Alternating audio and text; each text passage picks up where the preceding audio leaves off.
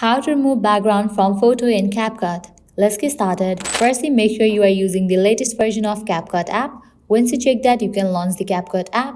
Now click on this option of New Project. Now go ahead and select the picture from which you want to remove the background. After you select the picture, now click on the picture on the editing scale. Now at the bottom, you're going to find different options. Scroll to the right, you will find the option of Remove Background. Click on it. Now over here, you're going to find different options as auto removal, custom removal, and chroma key. You can go ahead and click on the option of auto removal. With that, your background will be removed from the picture. Click on the option of stroke. You can use different filters for your picture.